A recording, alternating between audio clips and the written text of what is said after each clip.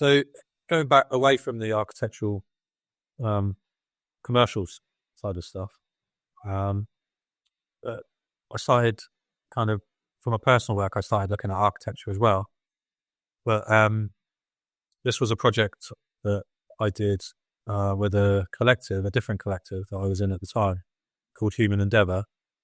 After I left Brighton Uni in 2006, we formed so that we could do exhibitions together. And then we decided to do a project together. So we came up with this project called Degeneration. And the premise of the project really was to highlight the disappearance of social housing in the UK. So the project was very much about architecture, not sort of finished modern architecture necessarily, but architecture that was disappearing. There was 4 of us in the collective, and we all decided that we would do this project together. We would all photograph on the same camera, try and photograph in the same style, photograph in the same light. We wouldn't have people in the photographs, so that when we put all the images together, you wouldn't be able to tell the difference between any of the photos. And we all chose different cities around the UK, from sort of Glasgow and Edinburgh in Scotland, down to Sheffield and Manchester and Birmingham, all the way down to South Coast, like Portsmouth and Bristol and Southampton, and created this project. And these images here were shot at an estate called the Rowner Estate in Gosport, which is near Portsmouth on the South Coast. Council housing that's it's been bought up by developers for redevelopment, but there's still one person holding on there. You can see where all the washing's hanging out. There's still one person on the estate that doesn't want to sell up because they've not been offered enough money or whatever.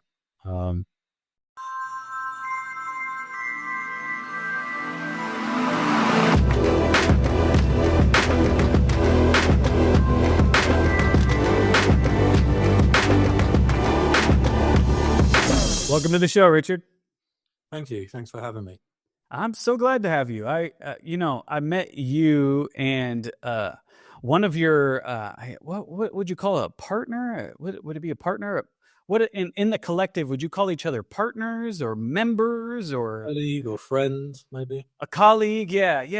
I met you in Italy with another one of your colleagues, a previous guest, Paul. So I'm really excited to kind of get into the MAP6 Collective here and dive into who all of you are. And it was such a great conversation. I was just as excited about this one because I love your work. I love your aesthetic. I think it's absolutely gorgeous. So thank you so much for coming on today. No worries. Thanks for having me. I've been looking forward to it. Of course. And so before we get started and jump into who you are, go ahead and introduce yourself to the audience. Hi, well, my name is Richard Chivers. So I describe myself as a documentary photographer, maybe documentary fine art photographer, commercial architectural photographer. I live in Brighton in the UK. I kind of grew up in a small village in Hampshire, in the UK, which is about 60 miles southwest of London, near a town called Basingstoke. And then I moved to Brighton sort of early 2000s. I've been in Brighton ever since. I did a degree in Brighton at the Brighton University editorial photography course, which was really good. That was in sort of 2000, graduated in 2006. So been here ever since, which has been great. That's awesome. So talk to me a little bit about the kind of the origins. It sounds like you went to school for photography. Were you always into photography? How did you find your way into it? Not initially. I mean, when I was growing up, my dad was a keen photographer, amateur photographer. He had a dark room in the loft. When we were going up there when I was about 5 or 6 and wondering what the weird red light was, and he, doing a lot of his own processing and we would often go on holiday and then have slideshows, in the living room afterwards, going through all the holiday snaps, which was really interesting. And I never really, I guess it was always there, photography, but I never really kind of connected with it until a lot later. When I was at school, my main aim was really to become a cameraman for like TV, something like that. Don't know why, I had it in my head that that's what I wanted to do. I wasn't really academically that great at school, didn't really get a lot of very good grades, wasn't particularly confident with anything at school, apart from playing football, and apart from like doing like more artistic kind of stuff, I guess. So I didn't really think about taking photography seriously until well into my 20s. After I did school and I did A-levels, I did film studies at A-levels, and then media studies. So I guess there was a slight connection there. But then I went on to do a marketing degree for my first degree. So nothing to do with photography really. But kind of. Yeah. Well, I mean, it kind of has its uses, but yeah. I often find myself in my professional work doing marketing content. So yeah, it's connected a little bit. Yeah. I mean, I did that, and then I didn't really enjoy the course that much. And then just went traveling for a couple of years afterwards. And then when I came back from traveling, I was like, well, I need to do something that I enjoy, and went back to started doing A-levels in photography, and I went back to uni and did a second degree, which was a photography degree. So I think the traveling kind of, gave me a spark with the photography, because I was taking photos all the way around. And that's where the interest kind of grew after that. Wow. It's, I'm always kind of curious, like I've always kind of found that like people have a kind of a moment. Was there like a particular moment where you were just like, yeah. No. Was it on that trip when you traveled? Were you doing photography at that time? Like, talk to me about that switch. What happened? I mean, I took a video camera with me, and I took a camera, like a small point and shoot camera. And all the way around, I was photographing and videoing, and just really enjoyed it, as you would, because you're traveling amazing places and seeing amazing scenery. I mean, I wasn't really taking it seriously in terms of creating projects or anything like that. But I think I'd worked in like office jobs up until then, and then when I got back, I went straight into working in an office job, just doing customer service. And after a few years of it, I was just thought, I either do something now that I'm going to enjoy, or I'm just going to be stuck in the office for the rest of my life. Yeah. So I decided to make the switch then. It was at the same time my partner decided to go back to university and do a social work degree. So she's now a social worker. So we were both at university at the same time, with two young kids. So that was quite an interesting, challenge. But it kind of felt like the right time to do it, so that we could both sort of progress and then go into careers that we wanted to do. Yeah. It's interesting. I'm kind of curious about your father. Do you ever look back at some of that work now, having years behind you in the practice? Do you ever go through it and go, wow, he's pretty good? Or was he not? Like, have you looked back at it? Yeah.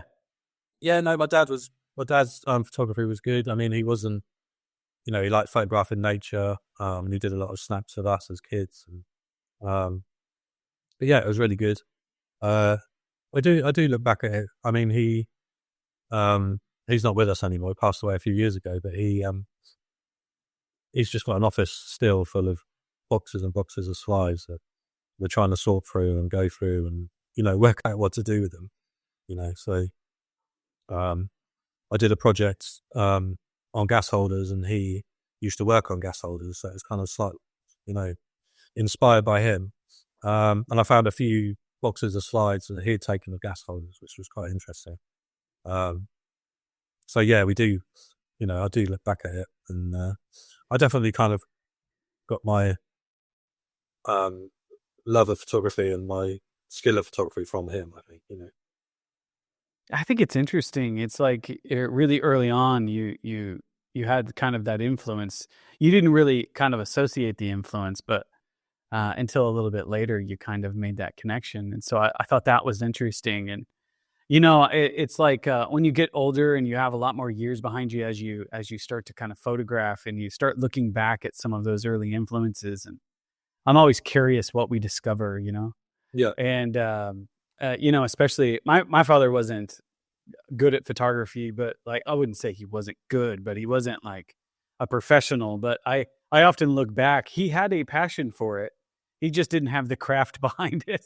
Right. You know what I mean? Which I went to school for, and so like it was just kind of interesting to look at, and kind of you can see a lot of times what people cherish based on, or what they don't cherish sometimes, based on what they photograph, what they choose to kind of look at. And so I think it's really, really interesting.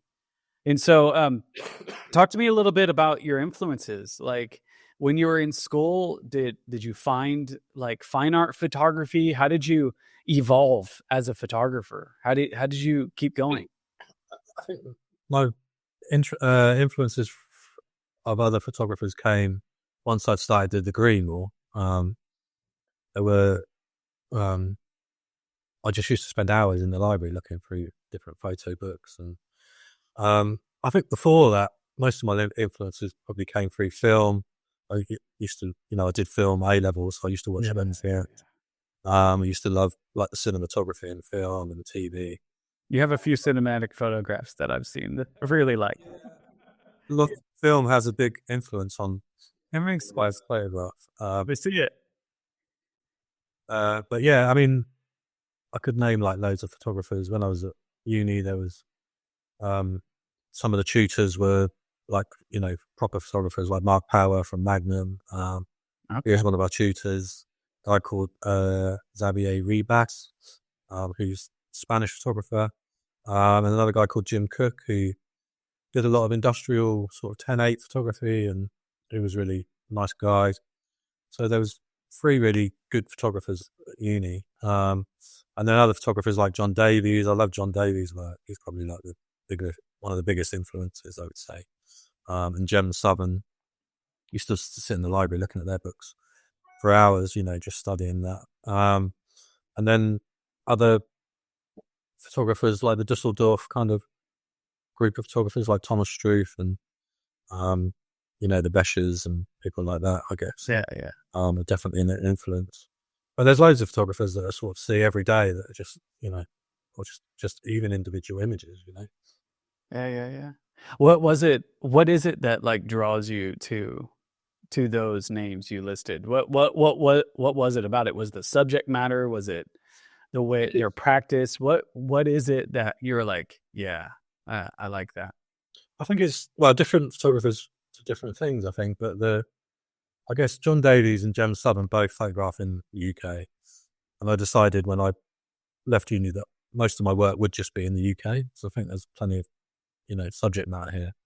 And the way they photograph, the light they capture, the colour tones that Jem Southern captures with his photography, quite a lot in overcast light, kind of just makes me think of England, do you know what I mean? So it's the way that they photograph. And John Davies, I think, because I grew up in a village, and a lot of his stuff is about the urban environment and the city, and that's something that was very alien to me when I was growing up as a kid.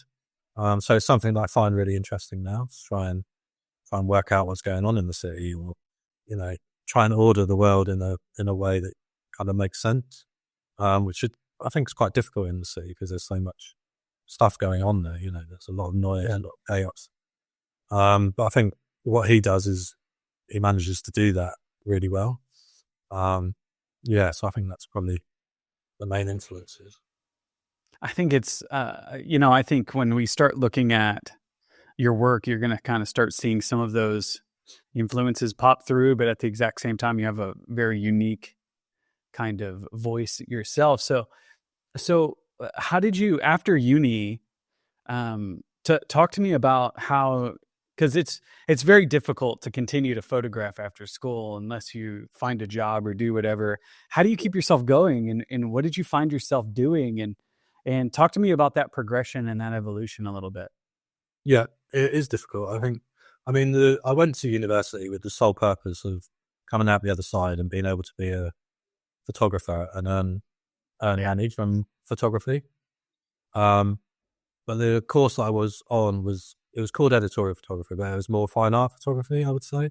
So I ended up going down a rabbit hole of getting really into that fine art photography and creating your own projects. And so when I finished uni, I was kind of like, well, what am I going to do to actually earn money? And luckily, one of my tutors said, oh, you're quite good at capturing architecture. Why don't you try and earn money through capturing architecture? And I hadn't really kind of realised before that you could do that. So then I started over the next few years after leaving uni, going down that route, trying to work out how that would be possible, researching loads of commercial architecture photographers, and then, trying to assist a couple, and then just gradually starting to build up a portfolio, and starting to try and find work. But at the same time, I was working in an office part-time, and I managed to pick up a bit of teaching work for the Photographers Gallery in London, which kind of earned me a little bit of money. So I had my fingers in lots of pies, basically, to start for the first maybe 4 or 5 years after leaving uni, until gradually I just kind of architectural photography took over, and then I was able to start earning, half decent money from it. Yeah. It's a long process, though. Of course. Yeah. So that's kind of your professional. So what draws your eye in your personal work? What do you find yourself drawn to in the subjects that you like to uncover?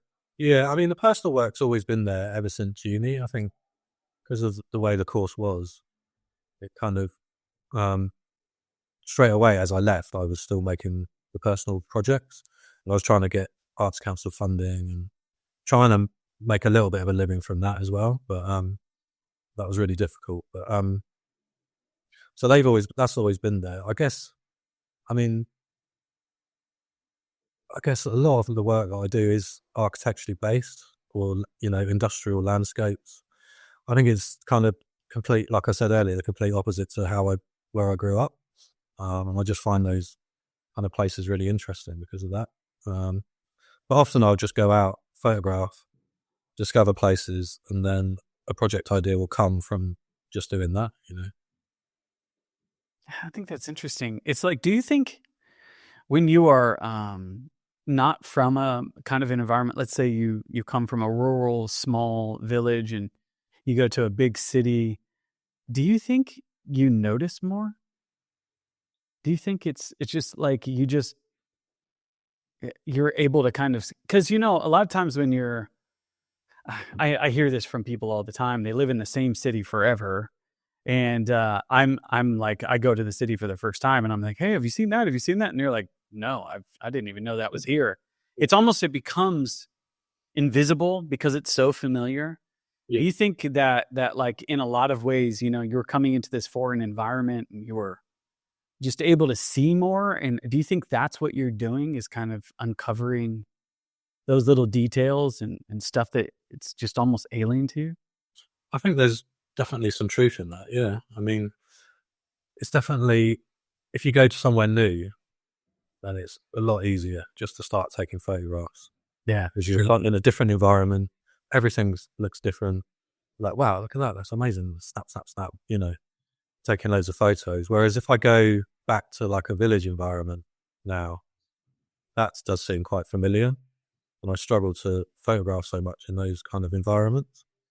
I've been trying to start a project on the River Test, which is the source of the River Test is where I grew up. And for years, I've been sort of going there whenever I go and visit my mum or whatever, and just take some photos and trying to start a project there, and failed to really get it off the ground. I think I'm struggling to really catch hold of something that's there at the moment. But so, yeah, I think definitely going to the city or going to a new kind of urban environment is a lot easier to photograph. I've heard this before with other photographers. They they say I have a really hard time photographing where I'm from, my immediate surroundings. Yeah. And sometimes I just have to get in the car and go, just get out of the little circle that I'm in, because I'm just always curious where that comes from. Is it just the pure familiarity, or are we just get bored with the place that we're around, or is it already so tied up in personal memory that it's hard to kind of see the forest for the trees kind of thing? You know what I'm saying? Because when you're from a place and you live there so long, I want to say it's the latter, in my opinion. I think personally that when you grow up in a certain area, everything has a memory tied to it. You're not just seeing the place, you're seeing it through your 8-year-old eyes or your 15-year-old eyes or whatever. And it's just really hard to kind of look beyond the memory. And so it's hard to photograph. I always admire people that can photograph their immediate surroundings, their house or the little village that they're from. 'Cause I have the same problem. And I don't know, maybe it is the memory. Maybe it's boredom. Maybe it's familiarity. I don't know. Which one do you think it is? I'm curious. Well, I think it must be the familiarity. Yeah, I don't know. I mean, I've lived in Brighton now since early 2000, so over 20 years. And you see, there's like an abandoned West Pier in Brighton that everybody photographs.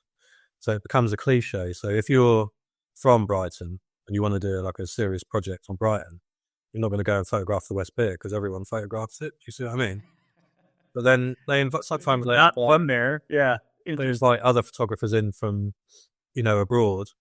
And because that photographer doesn't have that as a cliche in their head, they will go and photograph it. It's a different kind of, I think you kind of, you see something so much that you just think, oh, that's not interesting anymore, or it's, not different enough. Or having said that, I did in lockdown do a project in Brighton, having been here 20 years. So taking walks from my home. So that kind of, I think I've managed to do an okay job at that. So that kind of just dispels everything we've just been saying, basically.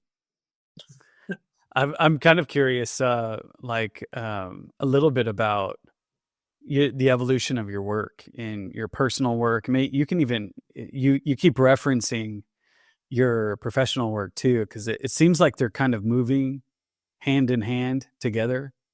You're kind of doing architectural work. I definitely see a lot of architectural elements in your work, so I definitely can see that there. But I'm kind of curious, about what inspires a body of work for you. Are you researching or are you discovering? What inspires you to put together a body of work? Is it a thought, a question you're asking? I'm curious about that. I think it's been different things over the years. Quite often it can just be, I see something on the news and think, oh, okay, that's interesting. I'm going to go there and do that. Or I did a body of work on gas holders, which was partly inspired by my dad because he used to work on them. But I read an article in The Guardian saying they were all going to be pulled down at some point over the next few years. And I just thought, well, if I don't do it now, then I won't be able to do the project. So that kind of triggered that kind of project. And then it really just, I'm in a collective and we're always trying to think of new projects to do. So there's obviously like 10 of us trying to think of different. So in that sense, it kind of, we all get together and kind of brainstorm different project ideas. So then it comes a bit more structured. But I think my own personal projects kind of just come from a thought or an idea or a news headline or something I read somewhere or something I see on the news. And then I end up going investigating and then it kind of expands on from there. So do you start with the photograph and then do research, or do you kind of let the photography be your research? I mean, I would say that what I enjoy most about photography is to get a camera, get in the car, go somewhere new, investigate that place, take photos, even if I don't know what I'm photographing. And then, after a few trips, often I find that there's like a link between some of the photos, and I think, oh, well, I could just carry on, down this route. It might even just be like an area that I want to photograph, or I'd photograph like a quarry and think, oh, that's really cool. I might research whether there's other quarries in the area. I could just do a project on quarries. I rarely kind of come up with a concept first. It's more about going out and photographing and then coming up with a concept afterwards. Yeah, I'm like kind of getting a feel from you that are you naturally just curious? Yeah. And do you let the photography kind of allow you to explore? Yeah, I think it's the process of taking the photo that I really enjoy. Yeah. Setting the camera up, ordering the world within the frame of the camera, and then moving on. I'd say that, I'd be quite happy just to do that all the time and not worry about the editing or the promotional side of stuff or trying to grow anything afterwards. I'd be quite happy just out taking photos all the time. I tend to, with my personal work, it's about enjoyment as opposed to my commercial work, which pays the bills. I obviously enjoy my commercial work, but with my personal projects, I have to be able to enjoy them, and I don't put any pressure on myself to do anything with them particularly. It's more about just enjoyment. Yeah, it's almost like what I'm getting from you is, and I keep saying that, is that it's more like an act of being present. It's kind of getting out, going and doing and being a part of, and then I can imagine you later kind of seeing, after a few of these exercises, going back and discovering those images again, and then seeing some common things and making those connections, and voila, there's a project, Yeah. And you can, oh, well, that's a series, that's not, or whatever, this is random or whatever. I'm kind of getting that. And that's that to me is an everyday, all encompassing process. It's all the time. You're always producing. Would you say that? Or are you always photographing and then? Well, I mean, I don't carry a camera with me all the time.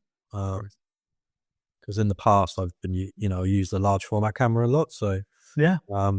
It's kind of a bit cumbersome to carry it everywhere you go. But I'd say I'm always thinking about what I can do next. I'm shooting regularly commercially every week. So on the days off, I'm trying to think about, when I can nip up to London to carry on with one project I'm doing at the moment, or so it's a all-consuming thing, photography generally. Yeah. So yeah, it blurs the lines when it's part of your professional. It seems like you're always doing it. So yeah. And so it's like sometimes you have to just put it down. Do you do film in your professional? Do they ask you, or is that just pure digital? Shooting professional work? Yeah. Do you ever do large format for a client? Not for commercial work, no. I was just trying to imagine you doing that with the hood and. Yeah. You're like, what is this guy? When I started doing the commercial stuff, there was that transition between film and digital. And I did start shooting on film, but soon went to digital. Nowadays, like the cost of film for a large format. Yeah, it's really expensive. And you probably only maybe take 10 shots for the day or something. Do you know what I mean? Yeah. So there are people that do it, I think, still use large format. Well, at least they use film anyway. Yeah. But digital's just easier. Yeah, of course. Doing commercial work, so. I don't know, the detail you get from a large format image, and the color range is just, in some of those film stocks, it's pretty amazing. So I don't know. It would be interesting. I'd be like, just trust me. Let me do the hood thing. I think you'll be impressed. I quite like the fact that it was, I was doing one on film, large format personal work. Yeah. Or commercial work. And then there was a distinction between the two, Yeah. So I kind of decided to stick with that, go down that route. Nice. Yeah. It gave you a way to differentiate the two. And I love the process of it. And you talk about the process, how important that is for you. Yeah. And so I can imagine you doing large format. I love large format. I wish I could make it more of a practice. I usually shoot medium format film, old cameras, find them, refurbish them, and shoot on them. Nice. Yeah. So that's kind of what I do. But it's interesting. So talk to me about this first project that you're going to show us a few bodies of work today. Yeah. And I want to give you time to show all of it. So you're gonna take us chronologically. Would you say, is it chronological? Yeah. Okay. Just through a few images from different projects. Perfect. Back since I left uni, really. So talk to me a little bit about this first project and kind of what it is, and then we can switch over to it, and then we'll do that. Okay. The first project is a project I made at university, and it's called Insecurity. It's just a couple of images, really. It was kind of the first project that I felt like maybe I had something going with it, and I quite liked when I was at uni. It's very different to how I photographed ever since, but it's I thought it was quite interesting just to show a couple of those images. What's the name for? What do you? I think we all have that feeling at one point in time, but why call it body of work Insecurity? Insecurity was I think there was a module that we had to do, and you had to kind of interfere with the landscape and then create photos that interfered with the landscape. So I was living on the outskirts of Brighton at the time, in suburbia, and everywhere around there, people have like the sensor activated security lights, where you walk and the light pings on. So my idea was to go around photographing, setting these lights off, and then photographing what was, on display once the lights were on, which you can imagine would be, it was quite hard work. And also people were getting quite irate with me because I was setting off their security lights. Yeah. Well, it also freaks people out. Yeah. It was a few people out, yeah. I'm just taking a photo. That's my explanation of I'm just setting your light off so I can photograph the space wasn't really It didn't work very often, did it? Yeah. That is hilarious, actually. No, but it's a brilliant idea. I think it almost idea, yeah. I mean, I did it at uni, and then I tried to revisit it a few years later, but I just found it hard work, so I just gave up on it. I think it was like, there's time, but it's extremely dangerous in Texas. I can say that. Yeah. But it makes you wonder, though. Let's take a look at them. Okay. And we'll see what you got here. So this was actually you can see that, all right? Yeah, I love this. I love this image. So this image was actually at the bottom of my garden, sort of outside the perimeter of my garden, and this was the first image I took. And that's obviously like an old Capri car sat there.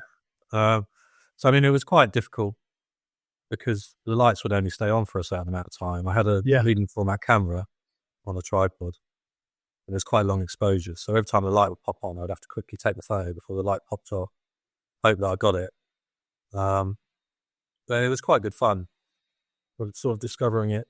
And it's more really about the darkness than what's going on with the light. I think there's so much darkness going on there.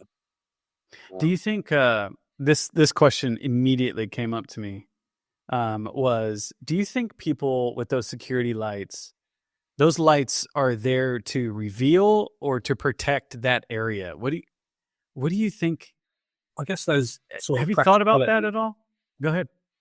Practicalities behind it, isn't there? Like, of course, in terms of, just lights up the way for them to get in their garden or whatever. But there's also like the insecurity of they don't want people snooping around in their garden, so the light will pop on and reveal, But I think it's kind of, the light pops on, they're so bright that the darkness just seems even darker. You see what I mean? Yeah, for sure. It's very cinematic, this one. Yeah. Yeah. I love this image. I just love, there's something about lines of a car that are being like backlit, there's something about it. It's amazing. And then this image again. I mean, once the lights are illuminated, some reason that cone becomes really important, even though if you looked at that in the daylight, it wouldn't look important at all. Yeah. Yeah, for sure. It's almost like the black itself is creating a frame for it to be way more important than it should be. Yeah. Yeah. Well, I think this is the one time of the day that it's getting its spotlight. You know what I mean? I get to stand out today. This is my moment. Yeah. Yeah. It seems very much like a stage thing. Yeah, it's pretty funny. Okay, so this was at university as well. And then this was the first kind of image I would say that I took that kind of, I would say, informs quite a lot of my work coming afterwards with a large format camera. Contrast between the tree and the one down cement works. This is a cement works in Shoreham. This doesn't really belong to any project as such. Again, this was just sort of driving around looking for stuff. We're starting to see the early beginnings here. I think that's really interesting. Yeah. And what is this place? Where is this? It's an old cement works near outside of Brighton. It's been there abandoned since like the 80s, I think. Still abandoned now. This was taken like 20 years ago. Still in its same state, I think. It's so big, I don't really know what to do with it anymore. But people are keeping the yard up, and the tree looks great. Yeah, the tree's still there. I often drive past and have a look to see if the tree's still there. Yeah. A lot of times for abandoned places, everything's overgrown, and sometimes the things are dead. But this actually looks maintained to a certain degree. Well, there's people in there doing stuff. Like sometimes they use that area to store caravans and okay, stuff like that. So, and then this is another image again, sort of finding my way with the large format camera, photographing in sort of that overcast, sort of Germanic light, sort of nice warm sort of autumnal colours, and also getting a bit of height looking down on things, which is quite a good thing to do if you're trying to capture a space, because it kind of opens the space up.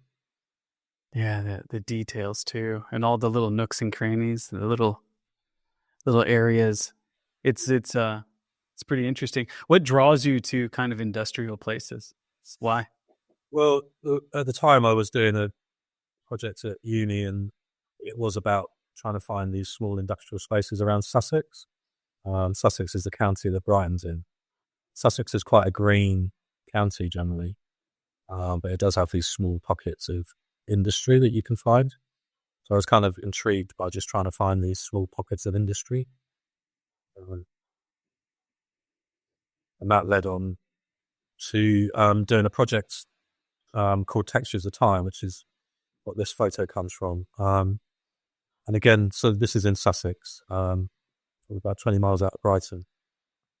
And once you start kind of looking, you can find these quarries that are all over the county, really.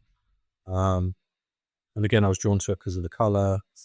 And once I'd taken this photo, I decided to just focus on the quarries and do a project on the quarries. Interesting. I always love the, granted, there's a lot of implications in this image. You know, there's the, the human intervention into landscape, almost the intrusion of it, the mining and stuff, because this is a mine. And but at the exact same time, what it reveals, the stratification in the ground, as someone that's really interested in geology and all of that, I'm like, oh wow, fascinating. Well, once I started looking at the quarries, one of the things that really interested me was the geology behind them. Exactly. And all the rocks around Sussex and in the quarries that I photographed were from the Cretaceous period, which is, I think it's about 80 million to 150 million years old. And it was at the time of the dinosaurs. So dinosaur fossils and stuff have been found in quarries in Sussex. So you're very much talking about walking with dinosaurs, with these images. So I started playing with that kind of notion with like, the patterns, and these ones like being like scales with the dinosaur, different colors, and Yeah. I love the gradation of colors and it's beautiful lines. It's really interesting. And then that little reds that pop out. There's iron in there probably. yeah, this one was this is iron ore. This is a clay quarry, and the iron ore kind of hits the clay, and then it can't seep through it anymore, so it pops out. Yeah. You can kind of see the band of clay that goes around where it's coming out. Yeah. And also that, you can start to sort of read it in ore as a metaphorical kind of image of the earth bleeding or whatever. But it's great. It's a great find, this quarry, to see all this stuff coming out. There almost seems to be a little shape of a face there in the middle. Yeah, there are some shapes in those rocks. Right? Have you noticed that before? Yeah, there's a couple in there. I've got this on my office wall, like massive, like 50 by 40 inch print. So you quite often see different faces in it. That's kind of strange. Yeah. Well, then you talk about it bleeding. It's just like, oh wow, that's fascinating. Yeah. Was there anything that while doing this that you discovered that was interesting to you?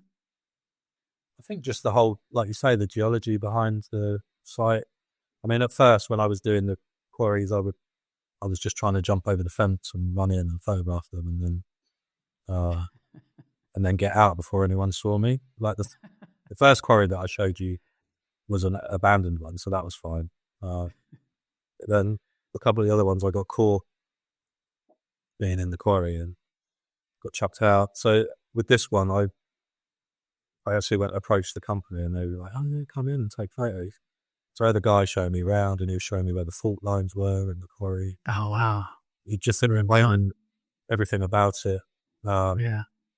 And then I exhibited the work at the Brighton Museum, and I got a geologist to write, an essay about the geology behind it all. So that was really interesting. Yeah. I like that. That's interesting. I guess a massive footprint or something. Yeah. Like the dinosaur footprint. Yeah, a little bit. Little do they know it's a tractor. Yeah. Yeah. No, I was gonna ask. I've noticed something. Are you kind of a daredevil? Not really. No. No, because what's that? I wouldn't say I was a daredevil. No. No, kind of sneaking in to get a photo.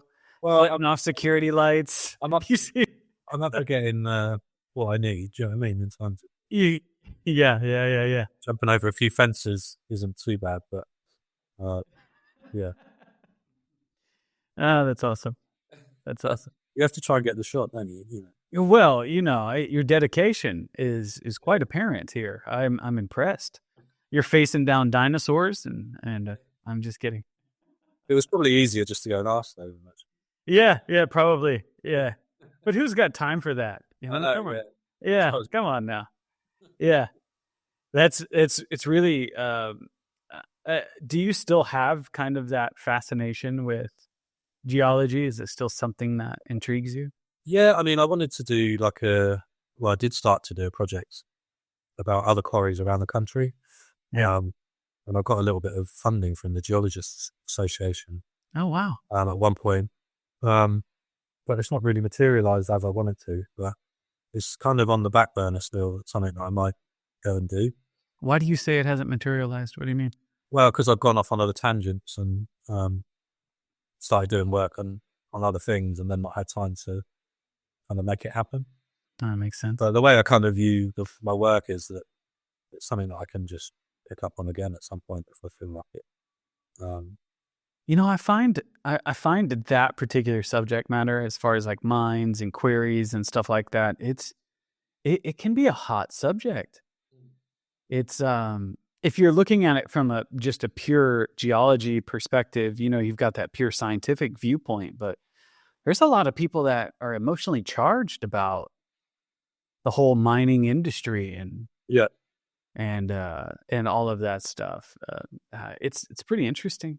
Do you find have you run across that at all when thinking about this project? Yeah, I guess so. I mean, I guess for me, the quarries in Sussex are quite small compared to, some of the ones you would get in like Italy or, Of course. so they're like relatively small kind of scars on the landscape. But even so, you're still taking resources from the earth, aren't you? And, with everything going on with the environment, it's definitely a hot topic.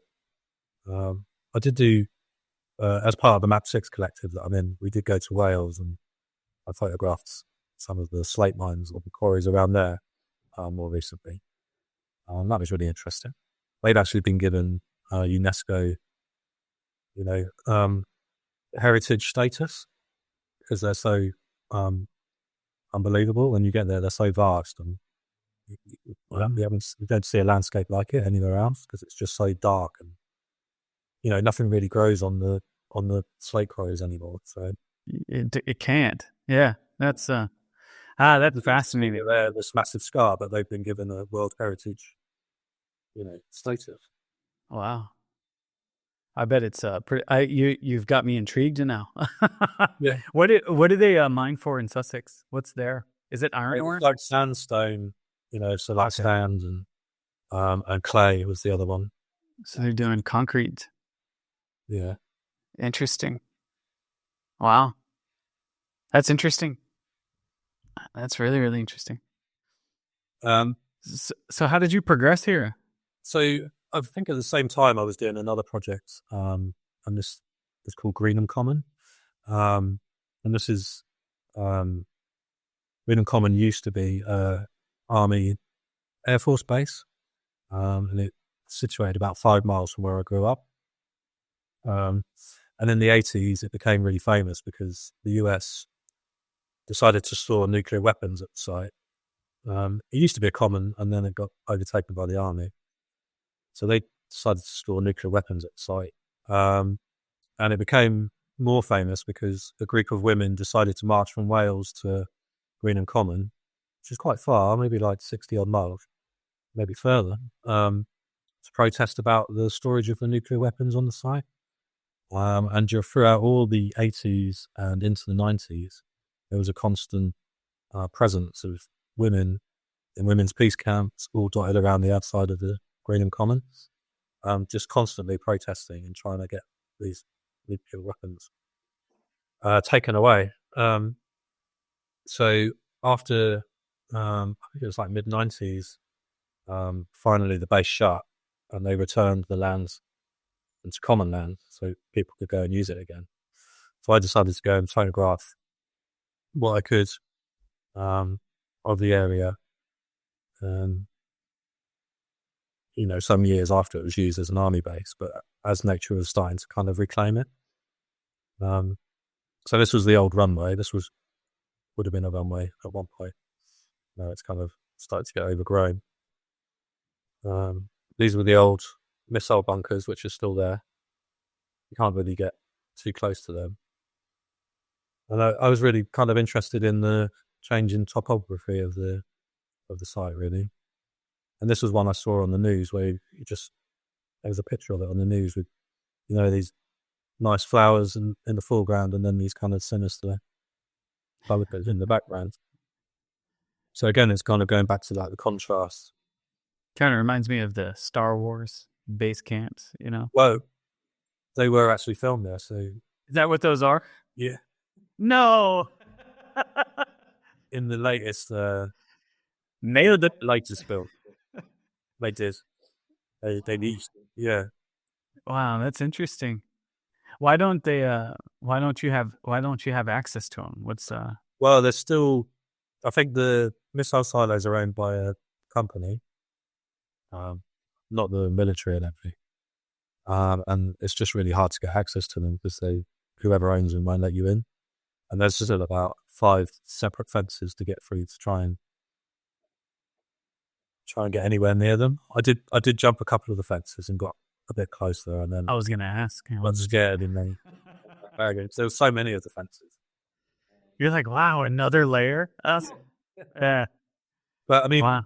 for my interest, I'm more kind of interested in seeing it from afar, I think. Yeah. Seeing like, because this would have been the runway where all this red kind of gorse is.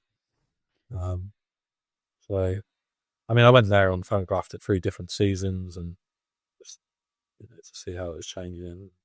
I guess I don't see the fence there. I guess is it close to it? Is it? Yeah, I mean, if you can zoom in, there is definitely a fence going around it. Oh, okay.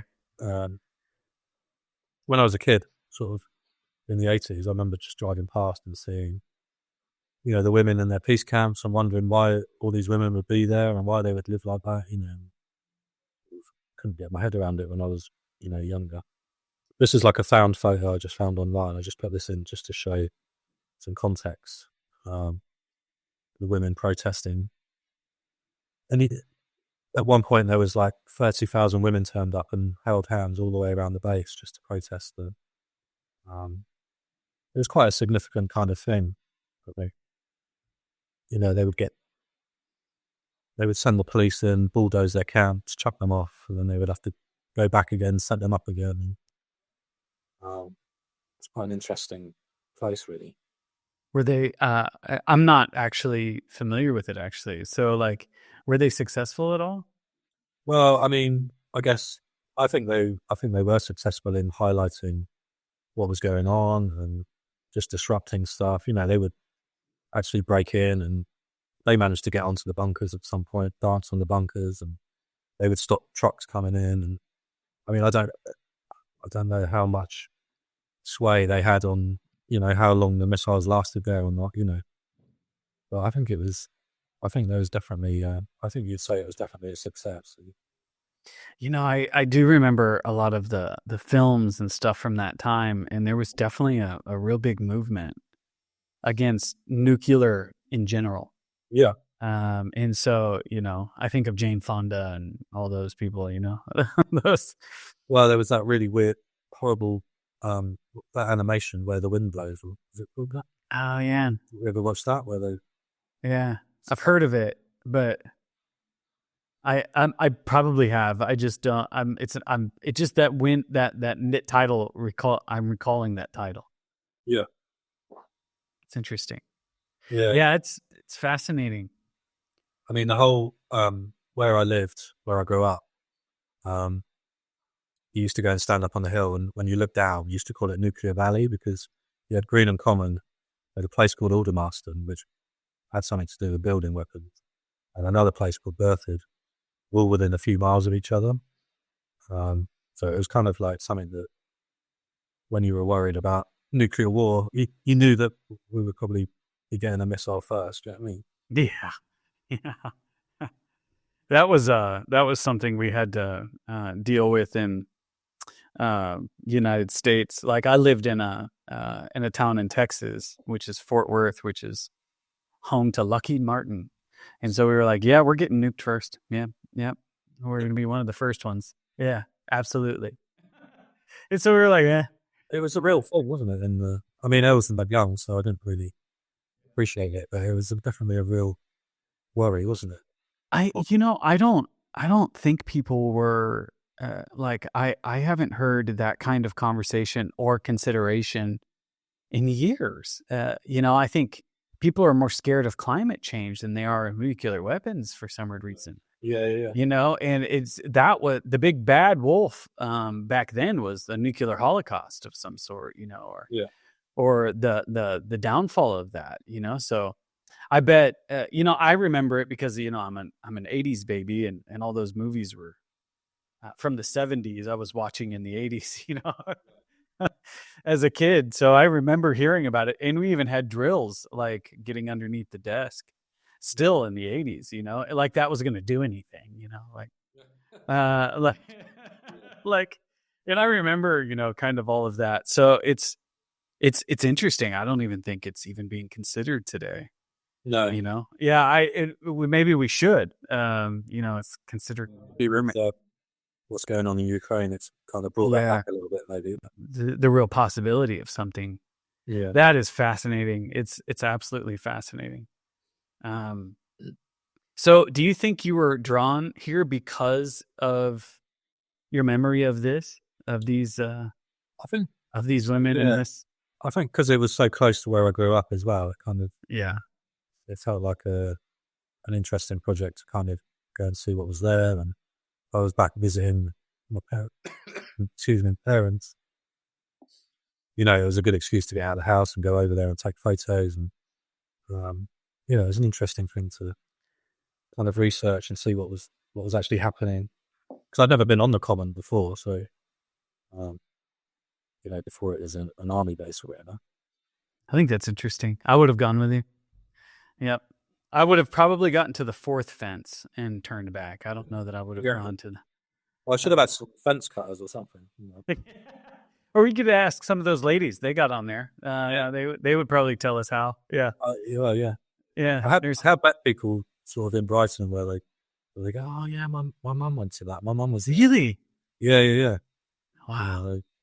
Quite a few people whose parents went there or their mum went there for, not necessarily to like camp there, but just for the protest or for a day or whatever. I love that story. And it's kind of one of those things that now I'm kind of, you were I was talking about like, why do you photograph? What draws your attention? What pulls you? And some of it is on the news. Some of it's just like this, you know. I love that. It gives it so much context, you know. And the Star Wars reference is really cool. Yeah.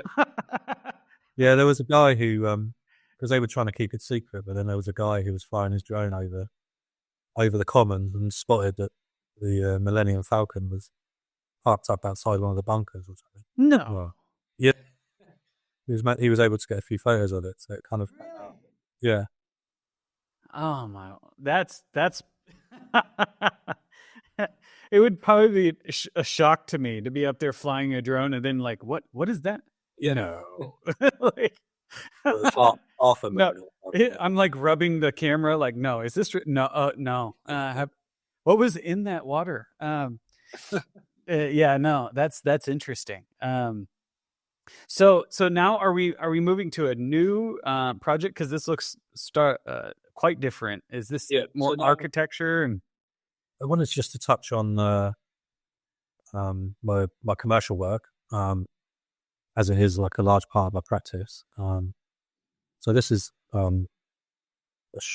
shot of the Tate Modern in London, and this is shot for a client, and it was commissioned, and it's obviously shot in a very different way to I normally shoot my personal projects. Well, I probably spend like at least 70% of my practice doing commercial work, and it's kind of interesting. I think it's interesting to try and sort of think about how you make money as a photographer. I guess some people teach and do, teach photography, and then they do their own personal projects. And then other people, you have to pick up commercial work somewhere along the line. My personal work's not going to give me enough money to live, so I think it's kind of interesting to look at the commercial side of things as well. What was it about that photo of the Tate building that was so interesting to you? Well, it was more about the kind of what's going on with the people around it. Yeah. So there's different stories going on, from the guy who's trying to run up the side of the building to doing his parkour. The mum who's trying to hide from the kid who's walking over. He's kind of seen the guy running up the building. And then on the right-hand side, you can see like a mum or a couple with a baby, and, so it's kind of trying to capture the architecture, but with people using the architecture. Yeah. So there's a documentary element to it. Obviously, I'm trying to show the building off at its best light. Yeah. It gives you a great sense of scale too. Yeah. Yeah. I mean, it's quite a hard building to photograph if you want to try and capture a wide shot of it. So it's kind of better coming in closer, I think. Yeah. I think it's great. And then this is like a house on the beach in Camber Sands. Again, kind of shot quite differently to how I would personal work, but really lovely spot, actually. lovely place to kind of hang out through there and take photos. Yeah. And so these are a part of your professional work. So do you do real estate too? It's more for architects. Architects? As opposed to for estate agents. Yeah, you're right in a niche of a niche. Yeah. Yeah, well done. Sometimes construction companies, sometimes, design agencies. Cool. But mainly for architects. So it's kind of just to show off their vision of the building, I guess. Make it look nice. And, Do you think architects, do they see photographically, do you think? Well, some do, I think. I have a theory on this. I'm curious about you. I'm curious what you have found. A lot of architectural photographers used to work as architects, or at least in the architecture industry. I'd say I'm fairly rare in that I didn't come from an architecture background at all. So yeah, I think then some architects do see, like that. Not all, I guess, but I think it's almost required in some ways. yeah. When you think about putting together a building and the sight lines and the views and all of it, it's very you do think about perspective a lot and where you're looking from, and to get kind of that kind of practice comes from a camera. And I often say it's I think they go hand in hand in a lot of ways. It'd probably be good to work, and I'm curious, and maybe you can answer this for me. It'd probably be really nice to kind of work with a good architect. They probably help you find the shot, or maybe they don't. I mean, sometimes sometimes the shot they want is of a specific bit of the building that's interesting to them, but doesn't necessarily make a good photo. Do you know what I mean? Well, yeah, a lot of the time it's really nice to be there with the architect and them explaining their thought process was behind, why they chose a particular building or why they chose a viewpoint, why it's a certain shape, what the structure is, things like that. It can be really interesting. Like a shot like this is a great example of that. Yeah. So this was the refurbishment of a building into the Design Museum in London. Mm-hmm. So it's kind of mid refurbishment at the moment. But it's got this amazing ceiling, which you can't really see as much anymore because now it's been refurbished. They've got loads of stuff in the way, but this sort of 60s or 70s building. It's pretty amazing place. So you get to wander around places like this and see architecture like this is, pretty inspirational. And I think the commercial work doesn't, feed into my personal projects and the way that I compose images, the way that I work sometimes.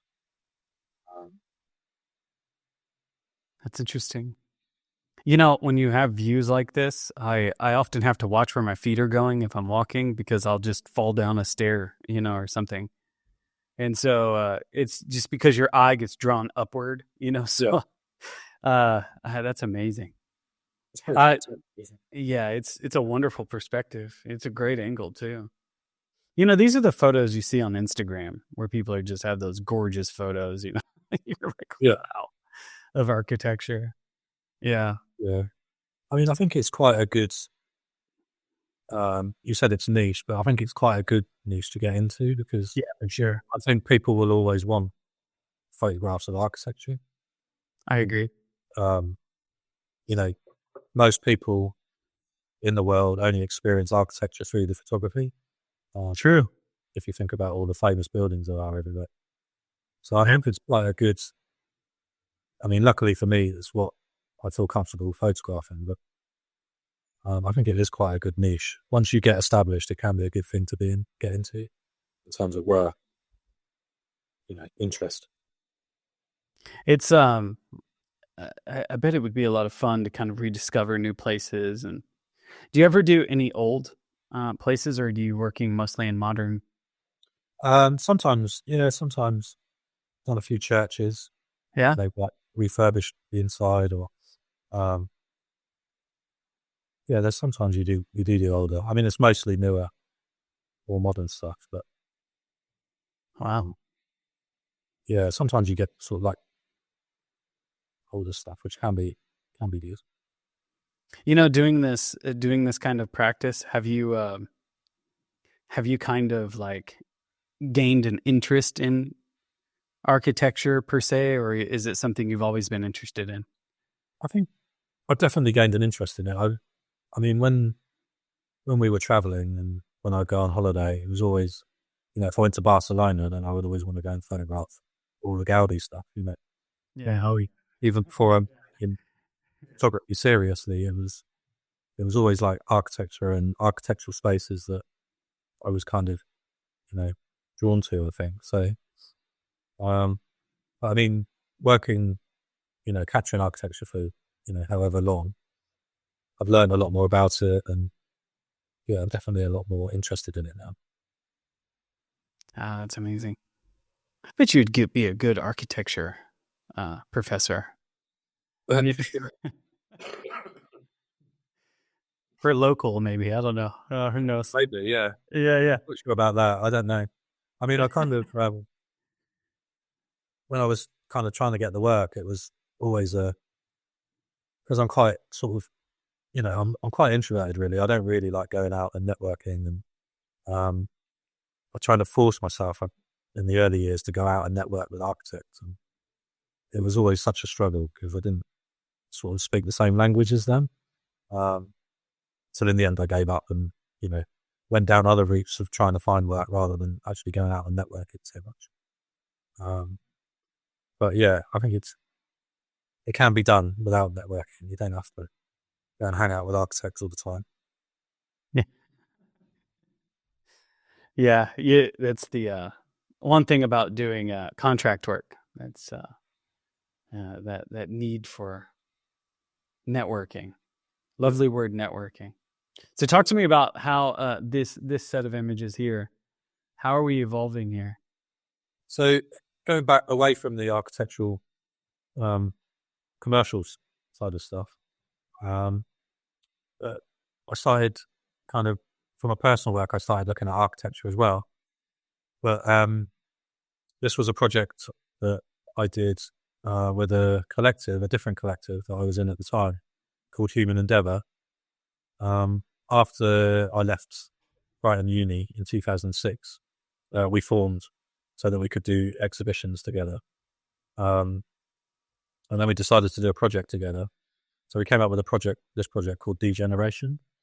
And the premise of the project really was to highlight the disappearance of social housing in the UK.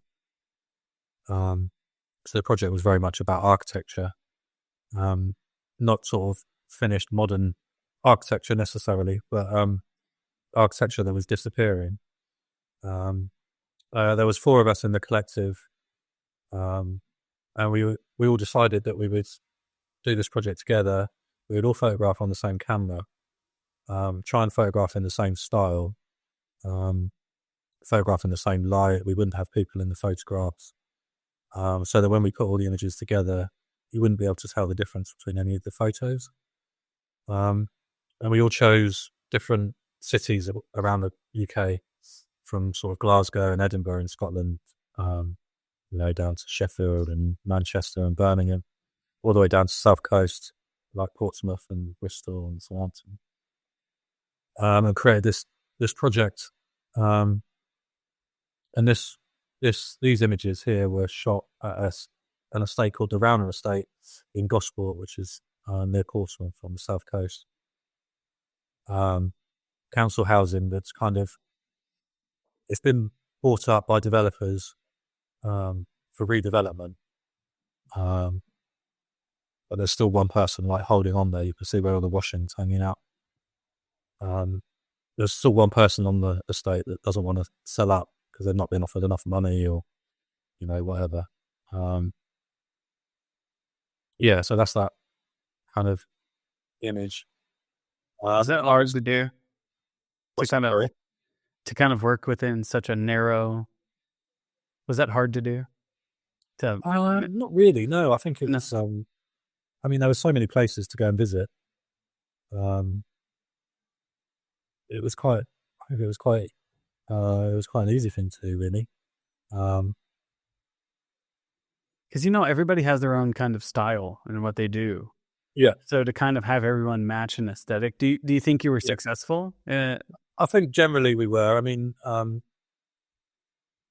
but yeah, I think we would. I don't think you could really tell. It was maybe like a couple of images you think, oh, that's done by a different person. Or, I think generally it was pretty successful in that respect. I'm always curious about that, to have a shared aesthetic.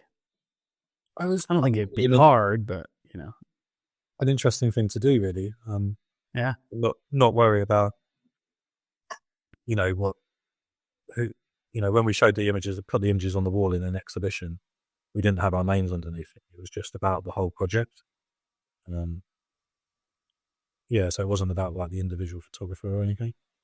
And sometimes we get to the same places, like me and one of the photographers, Alex Curry. We went to Scotland together, and we would hang out on some of the estates and, photograph together. And so that was quite interesting. This is an estate called the Red Road, which is in Glasgow, in Scotland. Quite famous post-war development. It was kind of quite badly made, really, which is why they were quite kind of infamous. But so these were being regenerated and torn down gradually, and people being kind of dispersed to different places. So it was kind of like a loss of community in a lot of these places. And people would be asked to move out, and they wouldn't be given enough money to then buy the place to move back into the same place. So it was highlighting all these kind of different concerns, really. I mean, after the Second World War, there was a big splurge of social housing being built. Some of it was really nice. They had nice gardens, they had big rooms. People were proud of their, houses, and they thought they had a house for life. And then in the 80s, I think it was in the 80s, Thatcher came along with a right to buy scheme where people could buy their council housing, which was fine. People bought their council housing, but then they didn't build other council housing. So now we're kind of in a state of there is no council housing for people to have anymore. And it's still this was made maybe 15 years ago, and it's still relevant today. We're still, in the UK, there's still a shortage of, social housing. Wow. It's interesting. Love that. So this is obviously like the block of flats that have been pulled down, and then you in half, left half pulled down. So it's like a segment of so you can see the wallpaper that people had, the paint. You can see where the stairs used to go up, which is quite interesting. No, it's awesome. You can also see the repetition. It's the exact same apartment above as it is below. Yeah. But then there's also the differentiating between the way the wallpaper. That's an awesome image. I bet when you saw that, you were like, yes. Yeah. I was, although it was kind of, it was in Muir House in Edinburgh in Scotland. Okay. And there was a group of kids that come and descended on us trying to nickel our gear. So it was kind of like, quick, take a photo, quick, pack up, quick, give them some sweets. Hope that they don't try and nick our cameras. Oh, yeah. So this is a flyer for the first exhibition we had. So this is photographs by three of the photographers. So I put this on here just to kind of highlight that the images do look quite similar. Yeah. So Alex did the image on the left, I did the image in the middle, and then Simon did the image on the right-hand side. It's interesting. What do you think? What was the feedback like? It was really good. What do you think people were discovering in the work, or what was the intention for a discovery, or was there Yeah, talk to me about that. I think there was an intention I think it was, we were doing it in a way that, we had real kind of a love of some of the spaces and a disappointment that these places were disappearing. And I think people just looked at it and it kind of brought back a lot of memories for different people. Especially obviously people that grew up in estates like this. With the Rauner estate, which is the one in the middle. At the time we had like a blog on WordPress. So I'd often get messages from people that lived in the estate saying, "Oh, I saw pictures of this. I'm really gutted that I had to move out, blah, blah, blah." So I think it's like a memory and nostalgia thing. People really, connect with stuff like this. Well, then to see these partially deconstructed buildings, that's fascinating. It's like, but they're like still there. Where are the workers? Where are they? They just, why didn't you finish? Well, yeah, I guess it's like, the Rauner estate, which is the first image I showed you, they couldn't like board up the estate because there was still the odd person living there. So you could just wander around this kind of ghost estate because there was like the odd person still there. The image on the left there, where the houses have been pulled down, that was in Glasgow. And we asked the security guard to let us in, and he just let us in. It was like after hours. And then the image on the right, which was the Haygate estate in London. Again, that was a vast estate that was mostly boarded up, but you could just walk around it because there was still some people living on it. I mean, it might be weird. Like regeneration is one thing, but degeneration it's a really interesting kind of an idea. It's what do you? Well, I guess it's kind of on the head there with the word. It's yeah, yes, it's right in the nose. It's like yeah, it's yeah, huh. Yeah, so, I mean, it was great being in Human Endeavour, and then after Human Endeavour, I started doing a project on gas holders in the UK. I started the project for different reasons, really. One was my dad used to work on the gas holders. I always had that interest in them. And two, I read a report in The Guardian saying that all the gas holders were going to be pulled down. There will be no gas holders left in the country. And I kind of thought about doing it for a while, but kind of not done it just because other people had photographed them. Obviously, the Beshers had photographed them in the past. But when I realised they were going to disappear, I was like, right, I'm just going to go and photograph and make a record of them before they're all gone. So I started shooting them in colour, like this. Kind of shot. I mean, I can't imagine what it's like living in a house with that behind it. But the contrast between the two is pretty amazing. Yeah, this is in Enfield, North London. The scale of it is just amazing.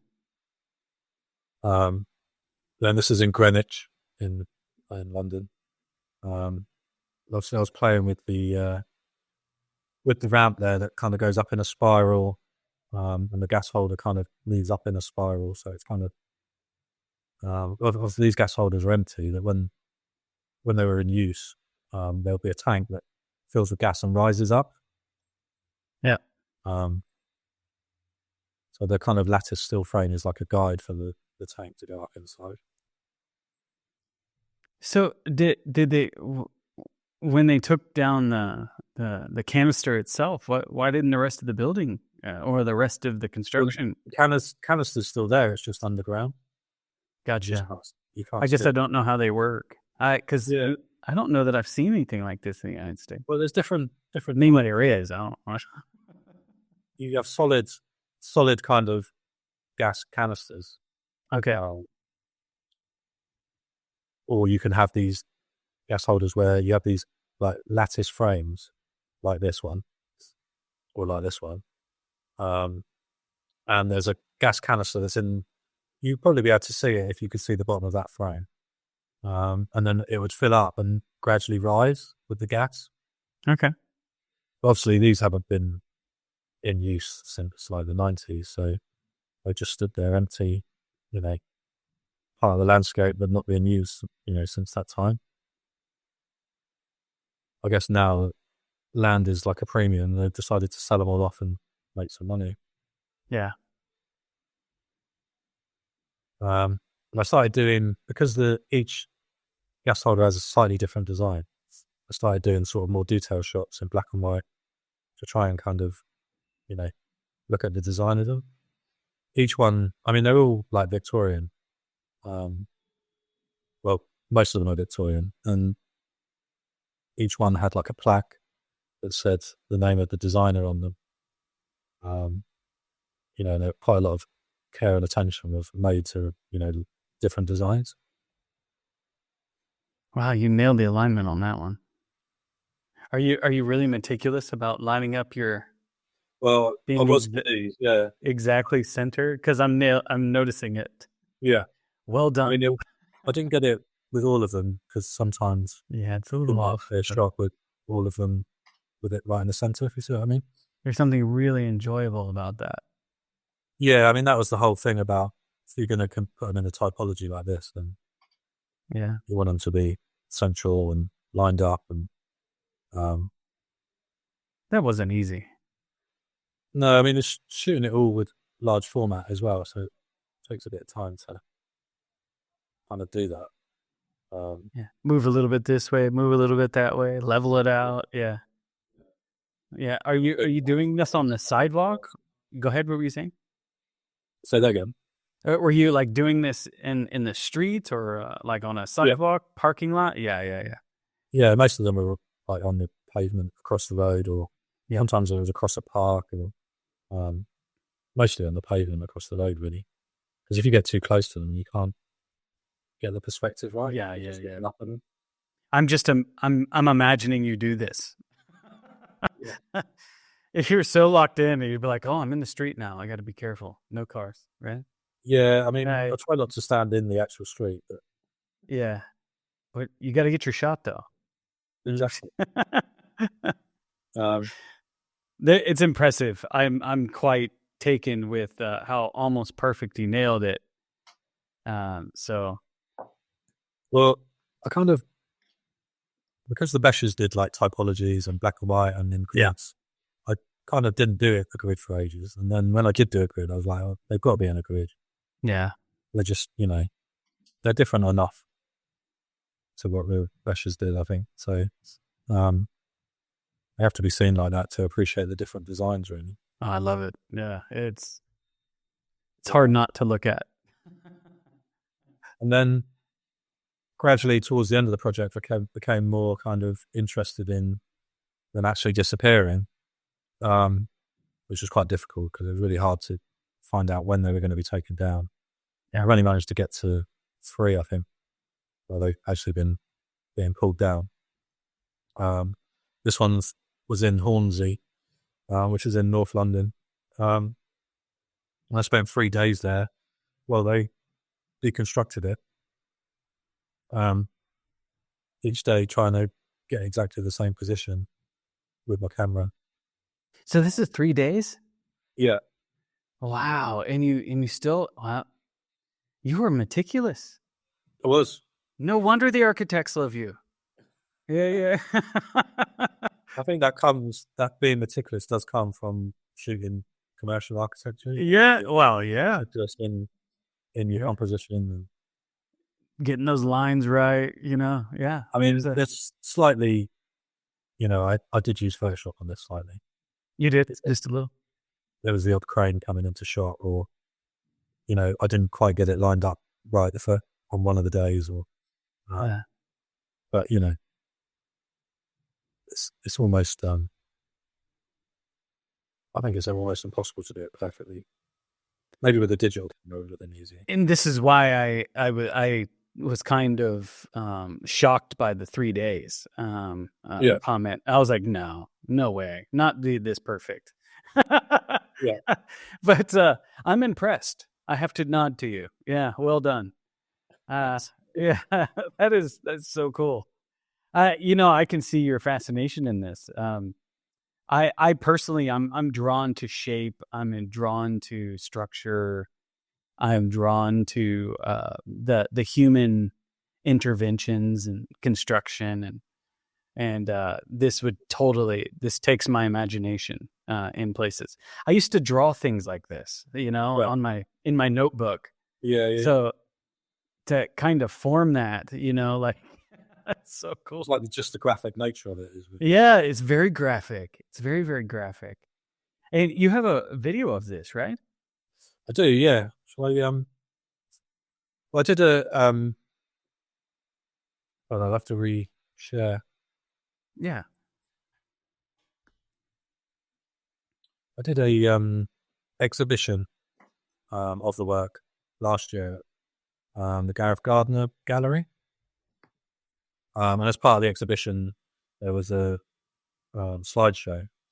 And a friend of mine, Solomon Onyema, did some music for me to go with the exhibition and the slideshow. I mean, it went on for about 14 minutes, but I've just got like a 40-second clip here just to show you, just to give you an example. And it's the same thing really, but just sort of more animated.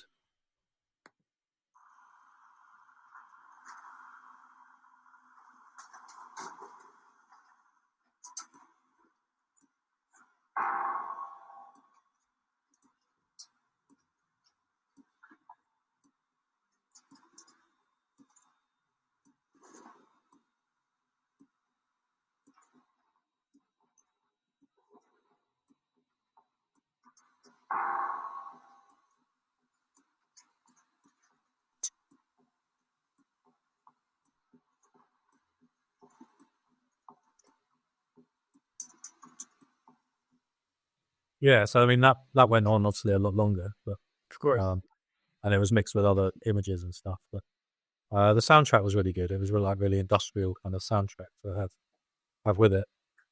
And so you had what did it make its way? You did an exhibition, but also there was a book as well. Yeah, there was a little publication that I made. Let me just share an image of that. So I made a publication. This was before the actual exhibition, with a publisher called Stanley James Press. And I had an idea of I could have done a book, but I wanted to do something that was a bit different. I decided on like a fold-out kind of publication. I just asked Emily, the designer, how that might work, and she kind of designed it for me, which was really good. They're kind of you have the color images where it folds out. And then eventually you get the black and white grid on the back. So it's a bit more of an interactive kind of thing, really. How cool is that? Really That's cool. And that's a really smart way of doing that. Yeah. It's because to have it unfold and the repetition of it in the shape, it plays well for that kind of delivery. That's smart. That was your idea? Well, it was my idea to have. I went to her and said, I want it to fold out. Yeah, that's genius. And it's a good idea. Pretty much did the rest, and she came up with the idea for the envelope, and it's all kind of handmade. It's almost poster-esque. Yeah, yeah. Yeah, well, that was the kind of like the point. You could put it on your wall if you want, or you can just It's MAP6 used to be like that. Did you have MAP6 in the UK? No, I don't think so. Yeah, there's some that would unfold, but yeah, just the old maps, they would unfold in that way, so you could. Oh, the map, yeah. So you wouldn't have to like open up the whole thing. You could open it and kind of rediscover or go to the area where you need without having to open the whole thing. I thought that was really smart, and this kind of feels like that. And I love the grid here you're doing here too. This is great. So this is the exhibition at the Gareth Gardner Gallery, which was it was part of the London architecture festival. Oh, it's great. I managed to get a couple of my dad's images in the little write-up as well, which was quite... Oh, you did? Yeah. They're quite small on one of the plinths there.